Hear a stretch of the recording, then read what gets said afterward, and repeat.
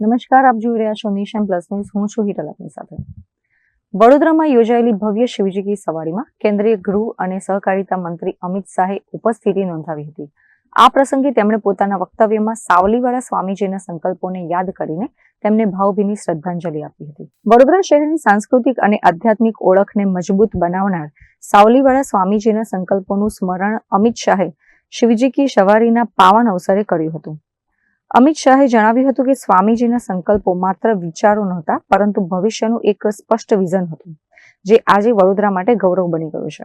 અને સાવલીવાલા સ્વામીએ સંકલ્પ લીધો.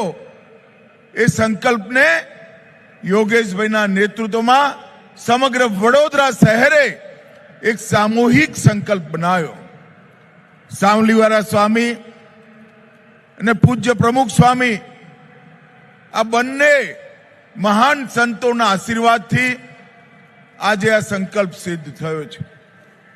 આજે દેશભરના કોઈ ગામ એવું નહીં હોય જ્યાં આગળ શિવરાત્રીનો ઉત્સવ નહીં ઉજવાતો હોય. સાવલીવાળા સ્વામીજીએ 3 સંકલ્પો લીધા હતા, જે પૈકી પહેલો સંકલ્પ સુરસાગર તળાવની મધ્યમાં ભગવાન શંકરની ભવ્ય પ્રતિમાની સ્થાપના કરવાનો હતો. બીજો સંકલ્પ દર વર્ષે સંસ્કારી નગરી વડોદરામાં ભવ્ય શિવજી કી સવારીના આયોજનનો હતો, જ્યારે ત્રીજો સંકલ્પ બડા ગણેશ મંદિરના નિર્માણનો હતો. સાવલીવાળા સ્વામીજીના આ ત્રણેય સંકલ્પો આજે સાકાર થયા છે, વડોદરા શહેરની ઓળખ બની ગયા છે.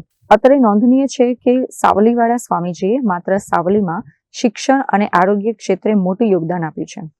સ્વામીજીએ શૈક્ષણિક સંસ્થાઓ અને જમનોત્રી સામૂહિક આરોગ્ય કેન્દ્ર તેમજ ભીમનાથ મહાદેવ મંદિર, ગેબીનાથ દાદાના જીવંત સમાધિ મંદિરનો જીર્ણોદ્ધાર કરાવ્યો હતો. Bureau report, nation plus news, Savli.